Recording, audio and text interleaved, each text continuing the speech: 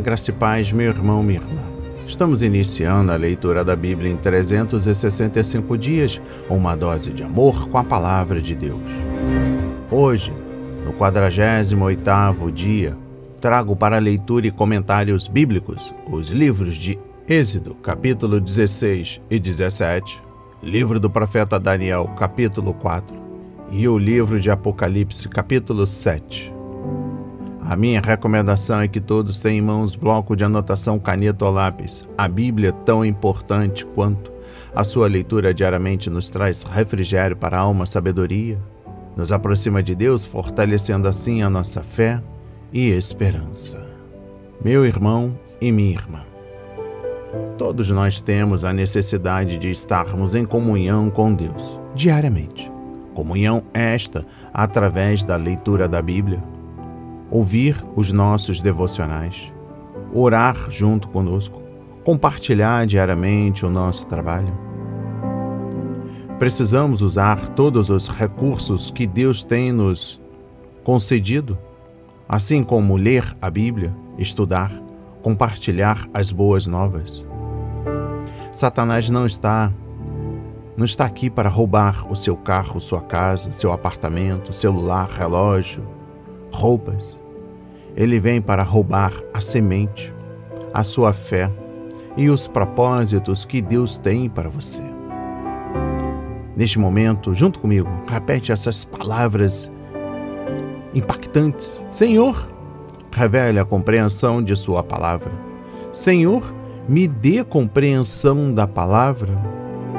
A Bíblia Sagrada nos faz gerar a fé, nos faz ter o alimento, a cura, a restauração. Precisamos usar todos os recursos disponíveis em suas palavras. Portanto, Pai, nos conceda compreensão no dia de hoje e sempre.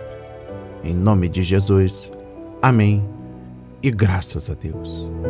Se desconectem de tudo e permitam que a palavra do Senhor adentre em vossos corações.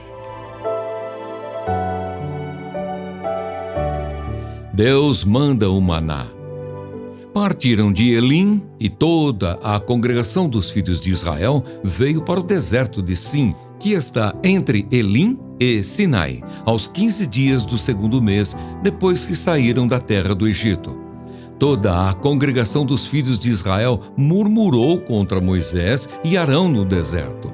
Os filhos de Israel disseram a Moisés e Arão: quem nos dera tivéssemos morrido pela mão do Senhor na terra do Egito, quando estávamos sentados junto às panelas de carne e comíamos pão à vontade.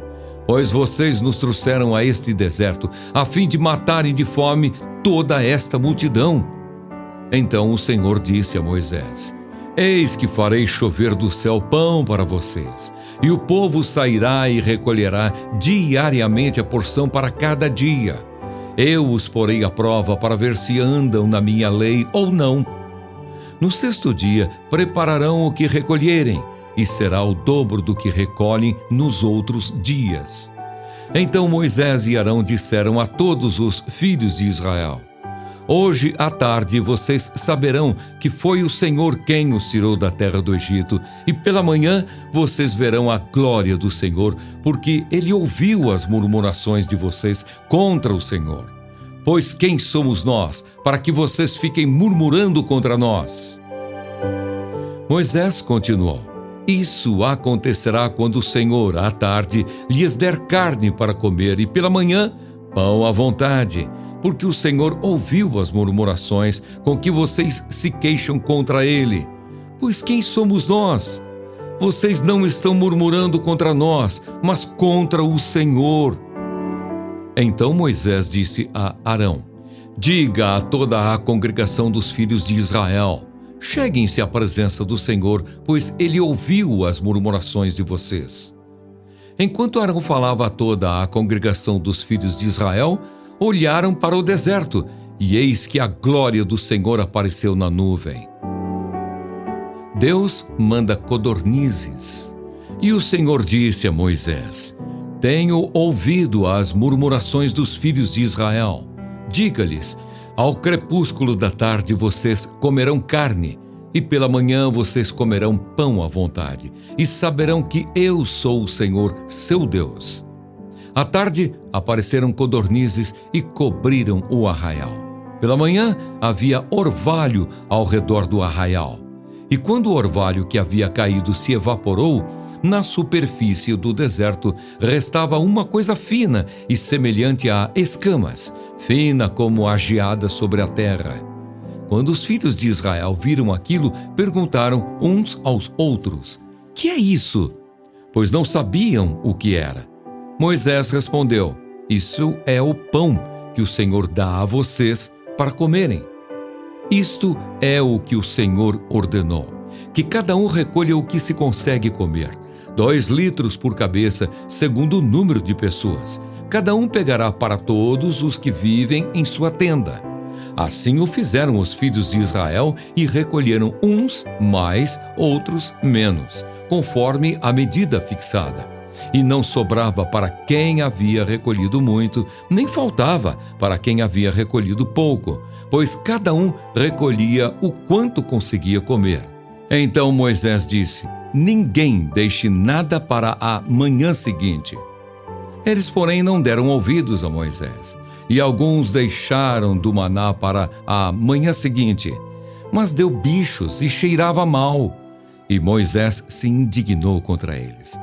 Colhiam-no, pois, manhã após manhã, cada um quanto conseguia comer, porque, vindo o calor do sol, o maná se derretia. O povo de Israel recolhe o maná. No 6º dia, colheram alimento em dobro, 4 litros para cada um. E os principais da congregação vieram e contaram isso a Moisés. Ele respondeu: "Isto é o que disse o Senhor. Amanhã é repouso, o santo sábado dedicado ao Senhor. O que vocês quiserem assar no forno, assem, e o que quiserem cozinhar em água, cozinhem. E tudo o que sobrar, separem, guardando para a manhã seguinte." E guardaram-no até a manhã seguinte, como Moisés havia ordenado, e não cheirou mal, nem deu bichos. Então Moisés disse: "Comam isto hoje, pois hoje é o sábado dedicado ao Senhor. Hoje vocês não encontrarão nada no campo. 6 dias vocês o recolherão, mas o 7º dia é o sábado. Nele não haverá nada a recolher." No 7º dia, algumas pessoas saíram para o recolher, porém não o acharam. Então o Senhor disse a Moisés: "Até quando vocês se recusarão a guardar os meus mandamentos e as minhas leis? Vejam, o Senhor deu a vocês o sábado. Por isso ele, no 6º dia, lhes dá alimento para 2 dias. Cada um fique onde está. Ninguém saia do seu lugar no 7º dia." Assim, o povo descansou no 7º dia. A casa de Israel deu àquele alimento o nome de maná. Ele era como semente de coentro, branco e com gosto de bolo de mel. Moisés disse: "Esta é a palavra que o Senhor ordenou. Dele você pegará 2 litros e guardará para as futuras gerações, para que vejam o pão com que eu os sustentei no deserto, quando os tirei do Egito." Então Moisés disse a Arão: "Pegue um vaso, ponha nele 2 litros de maná e coloque-o diante do Senhor, para que seja guardado para as futuras gerações." Como o Senhor havia ordenado a Moisés, assim Arão o colocou diante da arca do testemunho para o guardar. E os filhos de Israel comeram maná durante 40 anos, até que entraram em terra habitada. Comeram maná até que chegaram aos limites da terra de Canaã. A porção de maná para cada pessoa era 1/10 da medida padrão, que tinha 20 litros.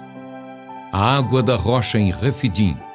Toda a congregação dos filhos de Israel partiu do deserto de Sim, fazendo suas paradas segundo o mandamento do Senhor, e acamparam em Refidim. Mas ali não havia água para o povo beber.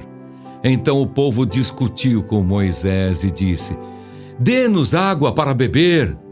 Moisés respondeu: "Por que vocês estão discutindo comigo?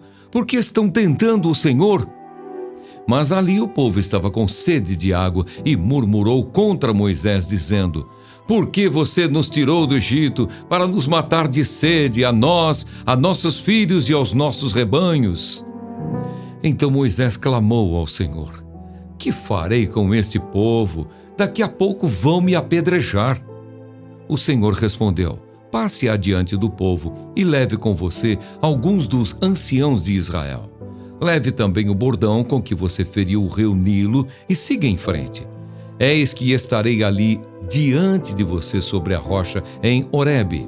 Bata na rocha, e dela sairá água, e o povo beberá. Moisés assim o fez na presença dos anciãos de Israel, e chamou o nome daquele lugar Massá e Meribá, por causa da discussão dos filhos de Israel, e porque tentaram o Senhor, dizendo: Está o Senhor no meio de nós ou não? Os amalequitas atacam Israel. Então vieram os amalequitas e atacaram Israel em Refidim. Com isso, Moisés ordenou a Josué: Escolha alguns homens e vá lutar contra os amalequitas. Amanhã eu estarei no alto do monte e o bordão de Deus estará na minha mão. Josué fez como Moisés lhe havia ordenado e lutou contra os amalequitas. Porém Moisés, Arão e Hur subiram para o alto do monte. Quando Moisés levantava a mão, Israel vencia. Quando, porém, ele abaixava a mão, os amalequitas venciam. Quando as mãos de Moisés ficaram pesadas, pegaram uma pedra e a puseram por baixo dele para que Moisés se sentasse. Arão e Hur sustentavam as mãos de Moisés, um de um lado e o outro do outro. Assim as mãos dele ficaram firmes até o pôr do sol. E Josué destruiu os amalequitas a fio de espada. Então o Senhor disse a Moisés: Escreva isto para memória num livro e repita-o a Josué, porque eu vou apagar totalmente a memória dos amalequitas da face da terra. E Moisés edificou um altar e lhe deu o nome de O Senhor é minha bandeira. E disse: Porque o Senhor jurou, haverá guerra do Senhor contra os amalequitas de geração em geração.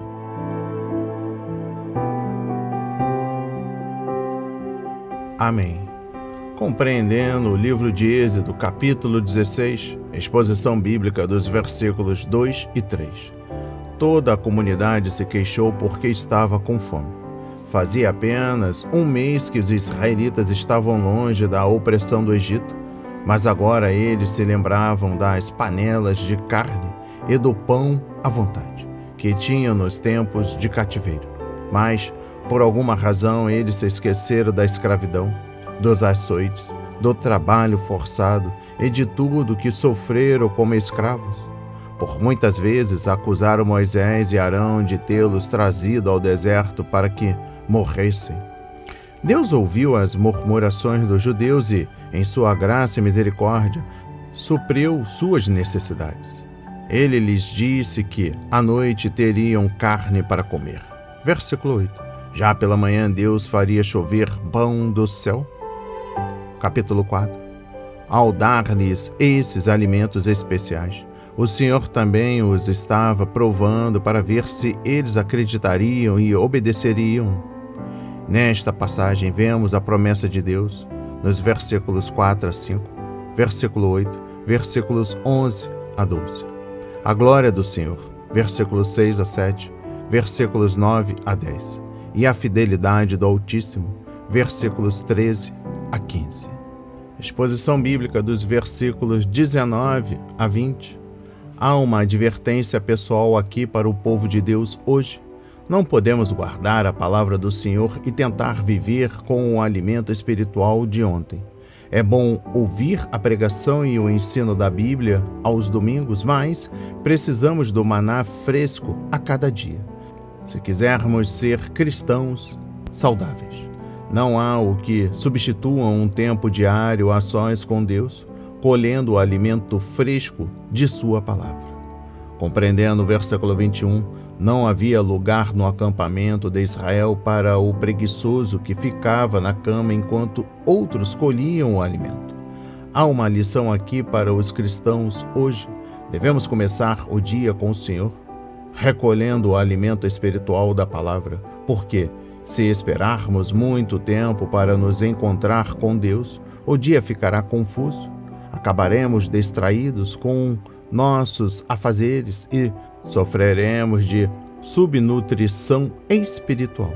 Os madrugadores da Bíblia incluem Abraão, Gênesis 19, versículo 27, capítulo 21, versículo 14, capítulo 22, versículo 3, Jacó, Gênesis 28, versículo 18, Moisés, Êxodo 8, versículo 20, capítulo 9, versículos 13, capítulo 24, versículo 4, Josué, referência a Josué 3, versículos 1 e 6, Samuel, 1 Samuel, capítulo 15, versículo 12, Jó, capítulo 1, versículo 5, Davi, Salmos 57, versículo 8, 108, versículo 2, e o nosso Senhor Jesus Cristo.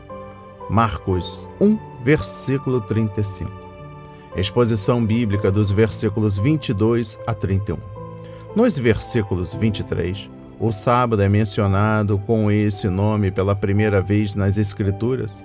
É o chamado sétimo dia, citado em Gênesis 2, versículos 1 a 3, como o dia de descanso do Senhor.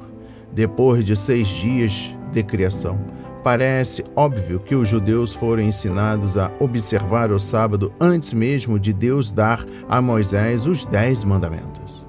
Na véspera, os judeus deveriam preparar suas refeições com antecedência, e isso incluía o recolhimento do maná. Eles tinham permissão para recolher o dobro do maná apenas no 6º dia, e o que sobrasse não ficaria rançoso.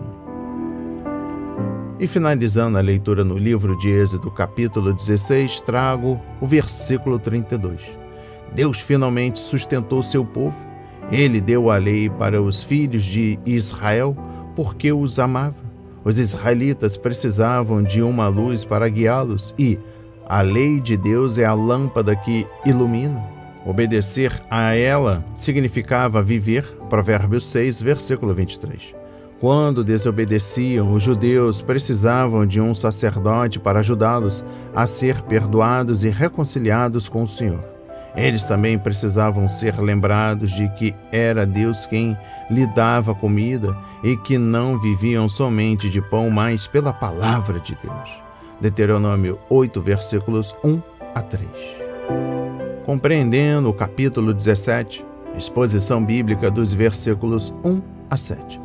Foi a presença do Senhor que deu a Moisés a força e a confiança de que ele precisava enquanto conduziu o povo de Israel durante sua peregrinação no deserto. Moisés tinha a difícil missão de liderar uma multidão ingrata de ex-escravos que ele estava tentando transformar em uma nação. No entanto, perseverou porque o Senhor estava com ele. Os eventos registrados nos capítulos 17 e 18 nos revelam que a presença do Senhor significa para o povo de Deus e seus líderes enquanto eles estão em sua peregrinação. Toda dificuldade que Deus nos permite enfrentar será uma prova que poderá nos tornar melhores ou uma tentação que levará à queda. E é nossa atitude que determina o que acontecerá. Se na descrença começarmos a reclamar e culpar Deus, então a tentação irá nos prender e nos roubar uma oportunidade de crescer espiritualmente. Mas, se confiarmos em Deus e deixarmos que sua vontade prevaleça, a provação trabalhará em nosso favor e não contra nós, conforme Romanos 8, versículo 28 e Tiago 1, versículos 12 a 15, ajudando-nos a crescer na graça. Exposição bíblica dos versículos 3 e 4. Quando não estão em comunhão com o Senhor e se deixam dominar pela ira e pela amargura, as pessoas são levadas a querer fazer coisas irracionais que só pioram a situação. Neste exemplo, o povo queria apedrejar seu líder. É difícil imaginar como isso teria mudado a situação, mas os desobedientes muitas vezes procuram um bode expiatório.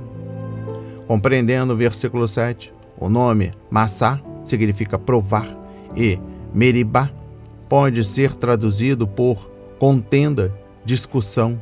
Os judeus ainda não haviam aprendido que Deus prova seu povo nas experiências diárias da vida. Ele usa as coisas que nos acontecem para fortalecer nossa fé e amadurecer nosso caráter. Mas a fé dos israelitas no Senhor era muito fraca, pois eles achavam que seu Deus os havia conduzido a um lugar onde não poderia cuidar deles.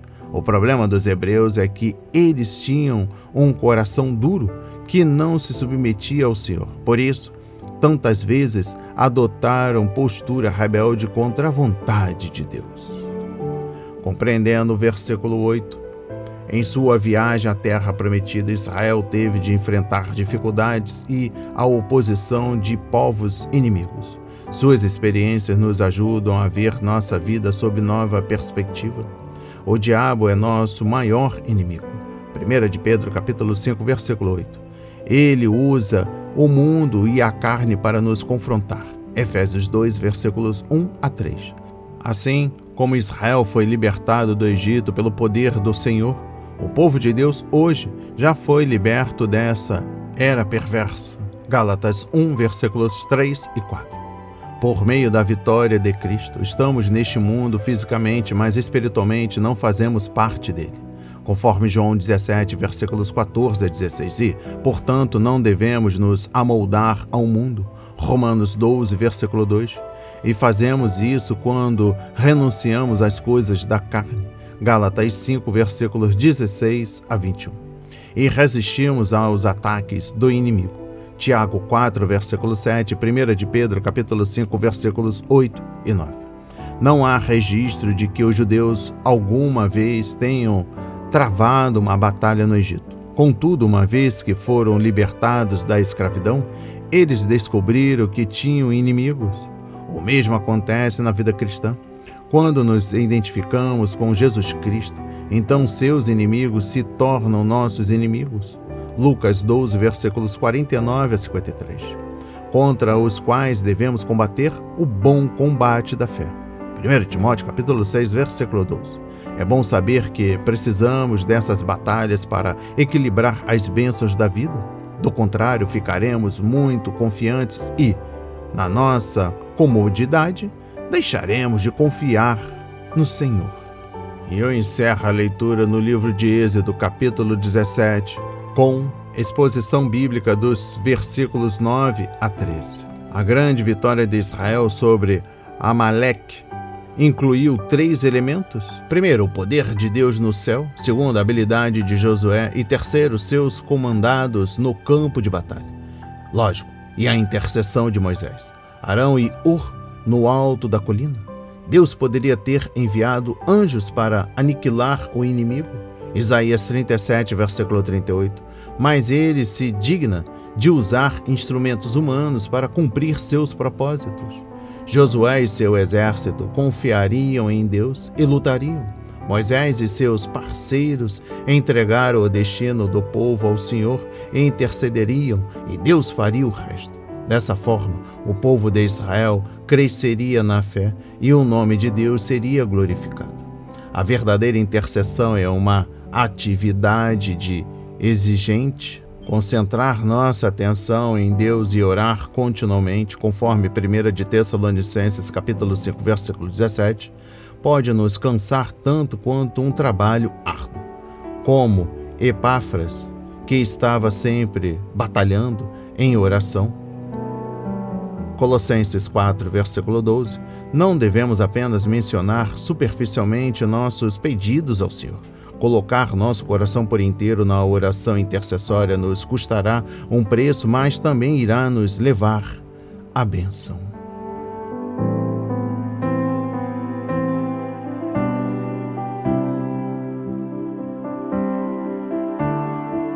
O decreto do rei. O rei Nabucodonosor às pessoas de todos os povos, nações e línguas que habitam em toda a terra. Que a paz lhes seja multiplicada. Pareceu-me bem tornar conhecidos os sinais e as maravilhas que Deus, o Altíssimo, tem feito para comigo. Como são grandes os seus sinais e como são poderosas as suas maravilhas. O seu reino é um reino eterno e o seu domínio se estende de geração em geração. O segundo sonho de Nabucodonosor e a sua loucura. Eu, Nabucodonosor, estava tranquilo em minha casa e feliz no meu palácio. Tive um sonho que me espantou. Quando eu estava na minha cama, os pensamentos e as visões que passaram diante dos meus olhos me perturbaram. Por isso expedi um decreto ordenando que fossem trazidos à minha presença todos os sábios da Babilônia para que me revelassem a interpretação do sonho. Então vieram os magos, os encantadores, os caldeus e os feiticeiros. Eu lhes contei o sonho, mas eles não puderam me revelar a sua interpretação. Por fim apresentou-se Daniel, que é chamado de Beltesazar, em honra ao nome do meu Deus. Ele tem o espírito dos santos deuses, e eu lhe contei o sonho, dizendo: Beltesazar, chefe dos magos, eu sei que você tem o espírito dos santos deuses, e que não há mistério que você não possa explicar. Vou lhe contar o sonho que eu tive, para que você me diga o que ele significa. Estas foram as visões que passaram diante dos meus olhos, quando eu estava deitado na minha cama. Eu estava olhando e vi uma árvore no meio da terra, cuja altura era enorme. A árvore cresceu e se tornou forte, de maneira que a sua altura chegou até o céu. Ela podia ser vista desde os confins da terra. A sua folhagem era bela, o seu fruto era abundante e nela havia sustento para todos. Debaixo dela, os animais selvagens achavam sombra e as aves do céu faziam morada nos seus ramos, e todos os seres vivos se alimentavam dela. No meu sonho, quando eu estava na minha cama, vi um vigilante, um santo, que descia do céu, gritando em alta voz: Derrubem a árvore! Cortem os seus ramos, arranquem as folhas e espalhem os seus frutos. Espantem os animais que estão debaixo dela e as aves que fazem morada nos seus ramos. Mas o toco, com as raízes, deixem na terra, amarrado com correntes de ferro e de bronze, em meio à erva do campo. Que esse toco seja molhado pelo orvalho do céu, e que a parte que lhe cabe seja a erva da terra, junto com os animais. Que o coração dele seja mudado, para que não seja mais coração humano, e lhe seja dado coração de animal, e passem sobre ele 7 tempos. Esta sentença é por decreto dos vigilantes, e esta ordem é por mandado dos santos, para que os que vivem saibam que o Altíssimo tem domínio sobre o reino dos homens. Ele dá esse reino a quem quer, e põe sobre ele até o mais humilde dos homens. Este foi o sonho que eu, rei Nabucodonosor, tive. Você, Beltesazar, diga a interpretação, porque todos os sábios do meu reino não puderam me revelar a interpretação. Mas eu sei que você pode, porque você tem o espírito dos santos deuses. Daniel explica o sonho. Então Daniel, cujo nome era Beltesazar, ficou perplexo por algum tempo e os seus pensamentos o perturbavam. Então o rei lhe disse: Beltesazar, não deixe que o sonho ou a sua interpretação o perturbem. Beltesazar respondeu: Meu senhor, quem dera o sonho fosse a respeito daqueles que o odeiam e a sua interpretação se aplicasse aos seus inimigos. A árvore que o Senhor viu, que cresceu e se tornou forte, cuja altura chegou até o céu, que foi vista por toda a terra, cuja folhagem era bela, cujo fruto era abundante, na qual havia sustento para todos, debaixo da qual os animais selvagens achavam sombra e em cujos ramos as aves do céu faziam morada. Aquela árvore é o Senhor, ó Rei, que cresceu e veio a ser forte. A sua grandeza, ó Rei, cresceu e chega até o céu, e o seu domínio se estende até a extremidade da terra. Quanto ao vigilante ou santo que o rei viu, que descia do céu e que dizia: cortem e destruam a árvore, mas deixem o toco com as raízes na terra, amarrado com correntes de ferro e de bronze em meio à erva do campo. Que esse toco seja molhado pelo orvalho do céu, e que a parte que lhe cabe seja com os animais selvagens, até que passem sobre ele 7 tempos. Esta é a interpretação, ó rei, e este é o decreto do Altíssimo, que virá contra meu senhor, o rei. O Senhor será expulso do meio das pessoas, e a sua morada será com os animais selvagens. O Senhor comerá capim como os bois, e será molhado pelo orvalho do céu, e passarão 7 tempos, até que o Senhor, ó rei, reconheça que o Altíssimo tem domínio sobre os reinos do mundo e os dá a quem ele quer. Quanto ao que foi dito, que se deixasse o toco da árvore com as suas raízes, isto significa que o seu reino voltará a ser seu, depois que o Senhor tiver reconhecido que o céu domina. Portanto, ó rei, aceite o meu conselho. Abandone os seus pecados, praticando a justiça, e acabe com as suas iniquidades, usando de misericórdia para com os pobres. Assim talvez a sua tranquilidade se prolongue. O sonho se cumpre. Tudo isso de fato aconteceu com o rei Nabucodonosor. Passados 12 meses, quando estava passeando no terraço do palácio real da cidade da Babilônia, o rei disse: Não é esta a grande Babilônia que eu construí para a casa real com o seu grandioso poder e para a glória da minha majestade? Enquanto o rei ainda falava, veio uma voz do céu que disse: A você, rei Nabucodonosor, se anuncia o seguinte: Este reino lhe foi tirado. Você será expulso do meio das pessoas, e a sua morada será com os animais selvagens. Você comerá capim como os bois, e passarão 7 tempos até que você reconheça que o Altíssimo tem domínio sobre os reinos do mundo e os dá a quem ele quer. No mesmo instante, se cumpriu a palavra sobre Nabucodonosor. Ele foi expulso do meio das pessoas e começou a comer capim, como os bois.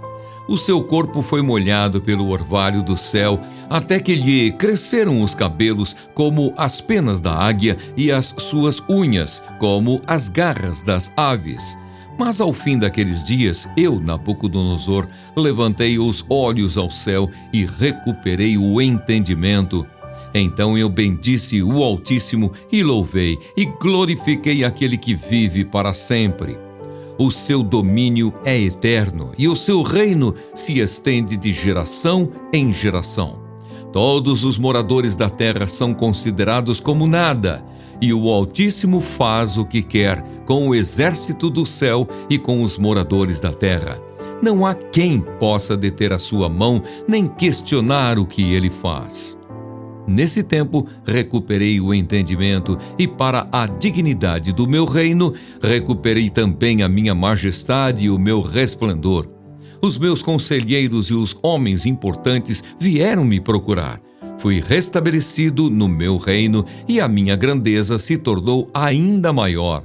Agora eu, Nabucodonosor, louvo, engrandeço e glorifico o Rei do céu, porque todas as suas obras são verdadeiras e os seus caminhos são justos. Ele tem poder para humilhar os orgulhosos.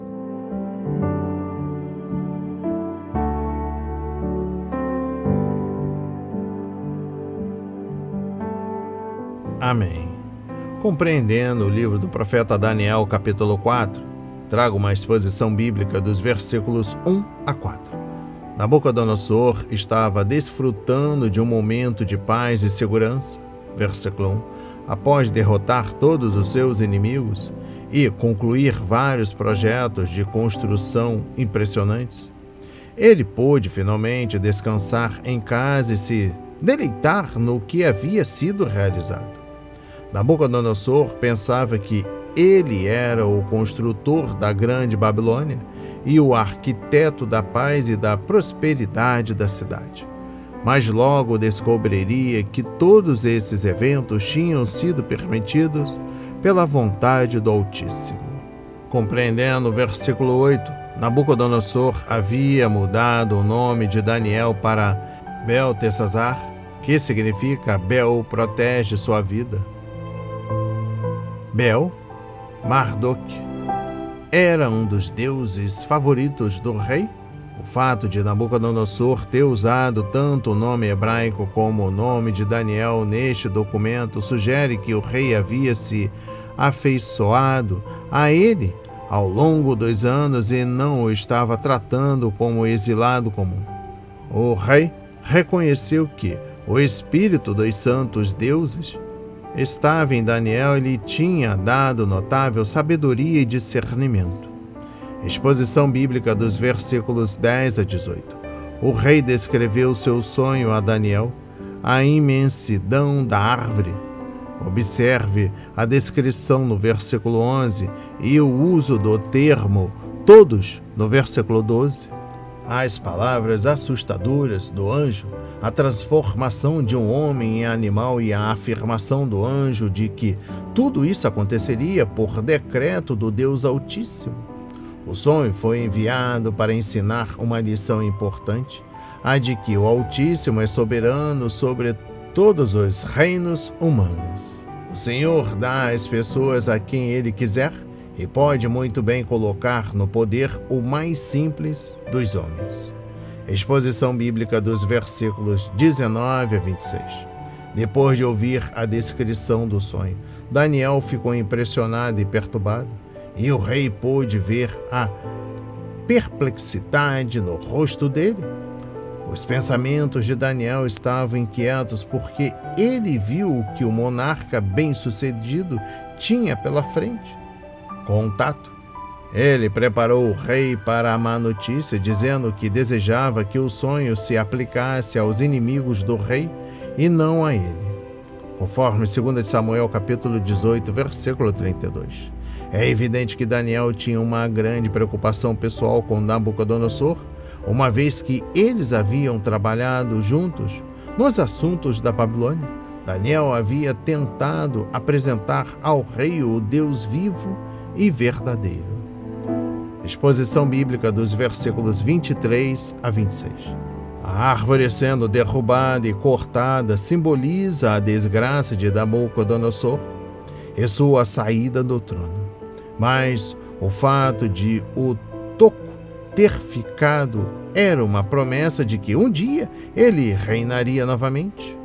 O toco atacado pode sugerir que o rei tinha a marca e a proteção de Deus, até que os propósitos do Senhor para ele estivessem cumpridos.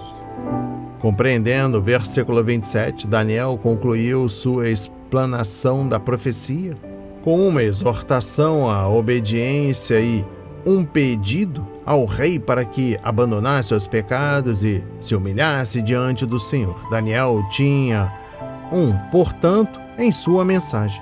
Ele estava pedindo arrependimento e queria que o rei mudasse de atitude, reconhecesse e abandonasse seus pecados e colocasse sua fé no Deus vivo e verdadeiro, o Deus Altíssimo dos Hebreus. Nabucodonosor conhecia muito bem o Deus de Daniel para saber que o que ele havia falado era verdade, mas não fez nada a respeito. O Senhor da Babilônia estava rejeitando uma oportunidade graciosa para fazer um novo começo e se submeter à vontade do Deus Altíssimo. Nabucodonosor tomou a decisão errada. Compreendendo o versículo 31, uma voz solene vinda do céu interrompeu as meditações egoístas do rei e anunciou que o período de experiência havia chegado ao fim e o juízo estava prestes a vir. Não sabemos quando a voz de Deus falará ou sua mão tocará a nossa vida. Seja o chamado de Moisés em Midian, Êxodo 3, seja a convocação dos 4 pescadores para deixarem tudo e seguirem Cristo, Mateus 4, versículos 18 a 22. Deus tem todo o direito de entrar em nossa vida e falar conosco. Compreendendo o versículo 33, Deus é paciente com os pecadores. Contudo, quando julga ter chegado a hora de agir, o Senhor não se demora. As palavras ainda estavam nos lábios de Nabucodonosor quando tudo começou a mudar. Sua mente tornou-se como a de um animal, versículo 16. Ele foi expulso do palácio real para viver no campo com os bichos. Uma vez que o homem tenha agido de maneira animalesca no coração, Deus permitiu que sua natureza desumana fosse revelada publicamente. Exposição bíblica dos versículos 34 a 35. A primeira coisa que o rei fez foi louvar o Senhor, versículo 34 e 35. Que complêndio de teologia bíblica concisa e que expressão interessante de adoração. Teologia e doxologia se integram. Romanos 11, versículos 33 a 36.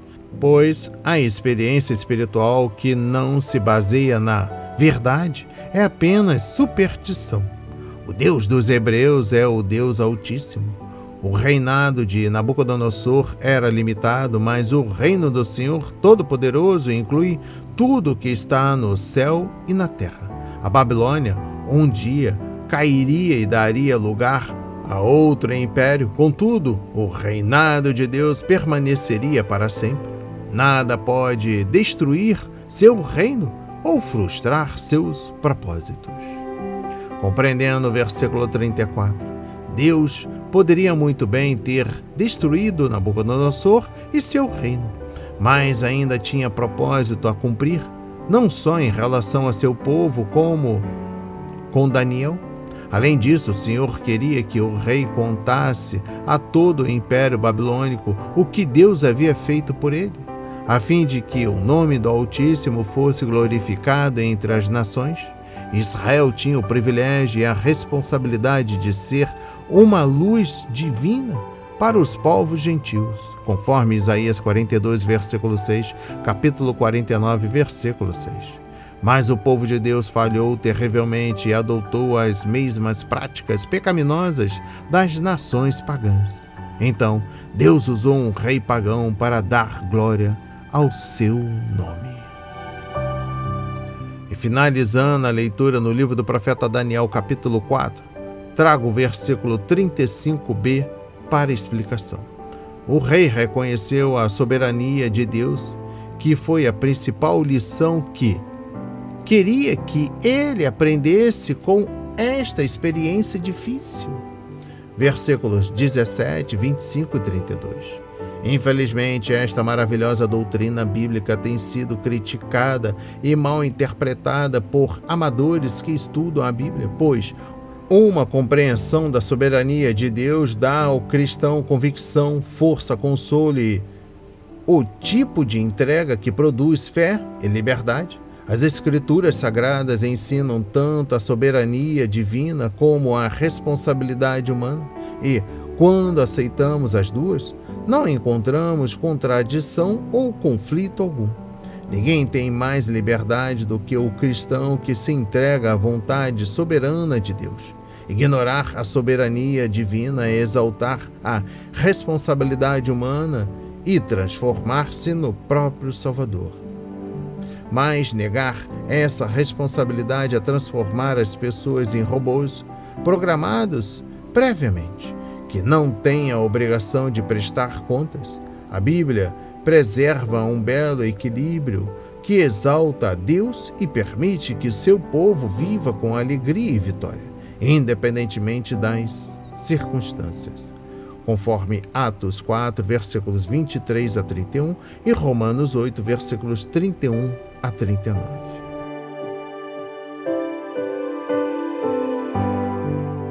Os 144 mil selados de Israel. Depois disso, vi 4 anjos em pé nos 4 cantos da terra, segurando os 4 ventos da terra, para que nenhum vento soprasse sobre a terra, nem sobre o mar, nem sobre árvore alguma. Vi outro anjo que subia do nascente do sol, tendo o selo do Deus vivo. Ele gritou com voz bem forte aos 4 anjos, aqueles que tinham recebido poder, para causar dano à terra e ao mar, dizendo: não danifiquem nem a terra, nem o mar, nem as árvores, até marcarmos com um selo a testa dos servos do nosso Deus. Então ouvi o número dos que foram marcados com selo. Eram 144.000 de todas as tribos dos filhos de Israel. Da tribo de Judá foram marcados com selo 12.000. Da tribo de Ruben, 12.000. Da tribo de Gade, 12.000. Da tribo de Asser, 12.000. Da tribo de Naphtali, 12.000. Da tribo de Manassés, 12.000. Da tribo de Simeão, 12.000. Da tribo de Levi, 12.000. Da tribo de Issacar, 12.000. Da tribo de Zebulon, 12.000. Da tribo de José, 12.000. Da tribo de Benjamim foram marcados com selo 12.000. A visão dos glorificados. Depois destas coisas vi, e eis grande multidão que ninguém podia contar, de todas as nações, tribos, povos e línguas, em pé diante do trono e diante do Cordeiro, vestidos de vestes brancas, com ramos de palmeira nas mãos, e clamavam com voz forte, dizendo: ao nosso Deus que está sentado no trono, e ao Cordeiro pertence a salvação. Todos os anjos estavam em pé rodeando o trono, os anciãos e os 4 seres viventes, e diante do trono se prostraram sobre o seu rosto e adoraram a Deus, dizendo: amém! O louvor, a glória, a sabedoria, as ações de graças, a honra, o poder e a força sejam ao nosso Deus, para todo o sempre. Amém! Um dos anciãos tomou a palavra e me perguntou: quem são e de onde vieram estes que estão vestidos de branco? Respondi: o Senhor sabe. Então ele me disse: estes são os que vêm da grande tribulação, que lavaram suas vestes e as alvejaram no sangue do Cordeiro. Por isso estão diante do trono de Deus e o adoram de dia e de noite no seu santuário. E aquele que está sentado no trono estenderá sobre eles o seu tabernáculo. Jamais terão fome, nunca mais terão sede, não cairá sobre eles o sol, nem qualquer outro calor forte, pois o Cordeiro que está no meio do trono os apacentará e os guiará para as fontes da água da vida. E Deus lhes enxugará dos olhos toda lágrima.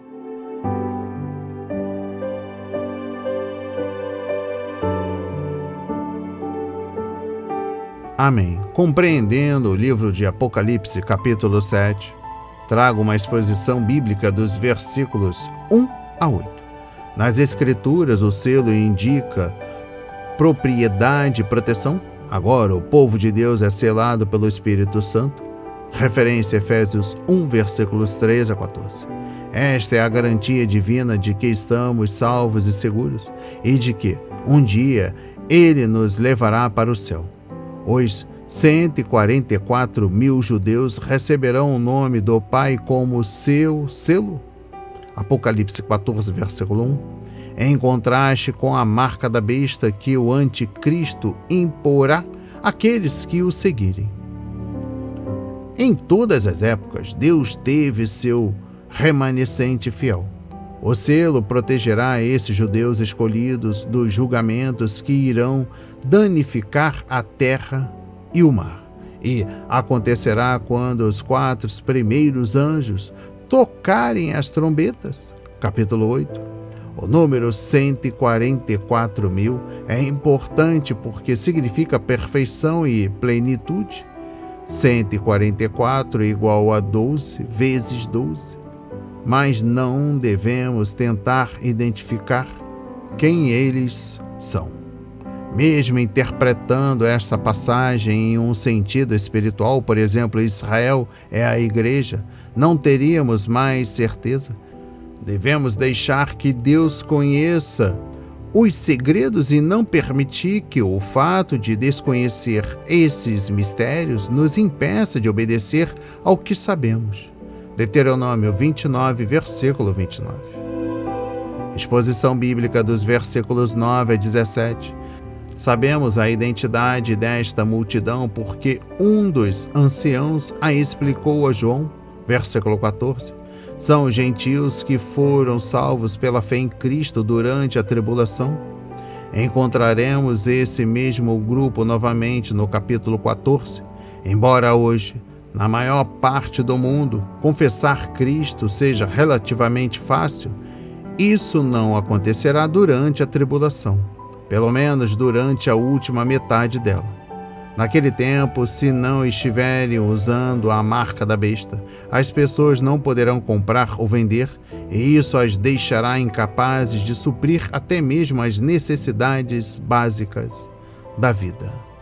E finalizando a leitura da Bíblia e a compreensão do capítulo 7 do livro de Apocalipse, faço um comentário sobre o versículo 17.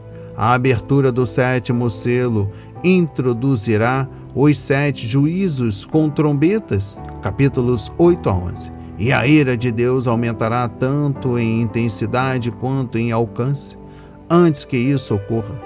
No entanto, temos a certeza de que, em sua ira, Deus se levantará da misericórdia. Abacuque 3, versículo 2. Apesar da ira divina e do terror inspirado por Satanás e os seus ajudantes, multidões serão salvas pelo sangue de Jesus. Não importa qual seja a era ou a dispensação, o modo que Deus usa para salvar sempre foi o mesmo: a fé em Jesus Cristo, o Cordeiro de Deus. Recebam essas palavras na autoridade de Jesus.